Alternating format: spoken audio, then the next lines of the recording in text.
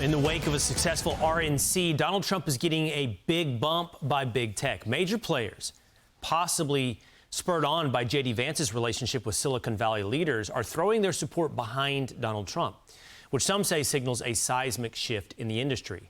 Here to react, a former fundraiser for President Obama, Don Peebles. Don, great to have you this morning. You know, on one hand, Don, we have guys like David Sachs or Elon Musk and others who are donating now to Donald Trump.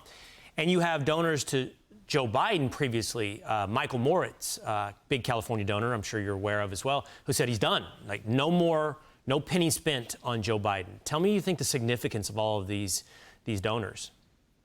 Well, I think overall it's been policy. It's policy over politics. It's policy and programs over, a political agenda. And so what's happening is that the approach that the Democrats have had to Donald Trump, which is to vilify him, then to try to bankrupt him, then try to put him in jail, but to never articulate a vision of how they're going to move America's economy forward. And then the policies of the Biden administration and the Democratic Party have been contrary to entrepreneurs, contrary to businesses, and contrary to growth. And so business entrepreneurs in Silicon Valley are doing what other business leaders and entrepreneurs are around the country. They are looking at the policies. And when you look at the policies that the RNC and the Trump Vance ticket are articulating, they're much more favorable to entrepreneurs. Well, that's certainly true. And I'd like to believe what you say is true, in that these donors are motivated by policy.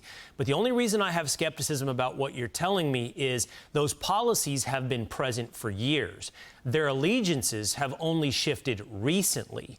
Some of these Silicon Valley donors shifted after the attempted assassination on Donald Trump. But more what we're seeing is this move away from Joe Biden because of his obvious incapacity or inabilities. And I'll be curious now, Kamala Harris, Don, was on a call with donors on Friday, and she's trying to mobilize right now for Biden-Harris. But she's there in case she's the nominee. So are you telling me, because you're putting this on policy, Don, that they won't then gravitate back to Kamala Harris if she became the nominee? In fact, and by the way, Will, I'm not saying it's all policy. I'm saying that people are now looking at the policies much more so.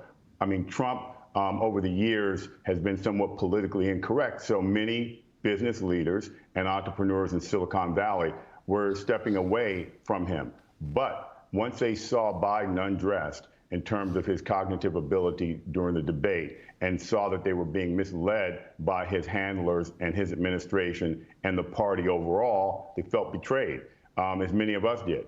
And they started looking at the Trump administration as a potential change because he was more receptive to look at now. Right. And also as a result of the policies and a result of his assassination, and I think he did very well on the debate, it softened the opposition against him.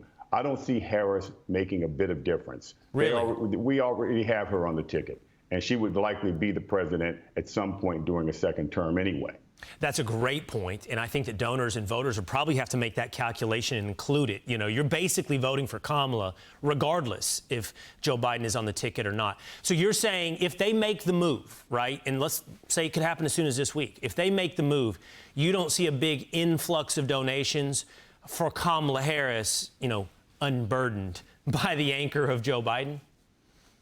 Well, if they make the move, if President Biden decides he's going to withdraw from the nomination, then I don't think it just goes to Harris. I think there will be a tremendous fight to clean the slate. And I think that's where many of the donors want to go. They don't want to go to Harris. They want to go to the next step, which is to turn the page on this administration and move beyond it and hopefully engage voters with an exciting ticket that they look at as much more competitive against a Trump-Vance ticket. And do you have, real quick, Don, do you have a name? Do you have anybody you think Democrats would rally behind?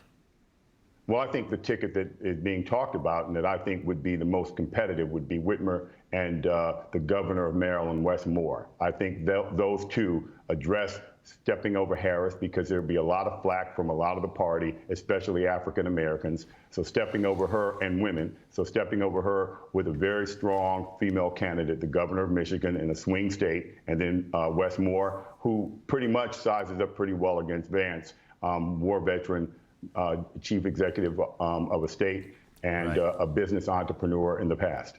Well, I never thought about it until you were in my discussion just now, but Kamala Harris's favorite saying, unburdened by what has been. Kamala Harris, unburdened by Joe Biden. That's the goal for many on your side of the aisle, or your former side of the aisle. It's the goal for Democrats, many Democrats. Don Peebles, great conversation as always. Thank you so much.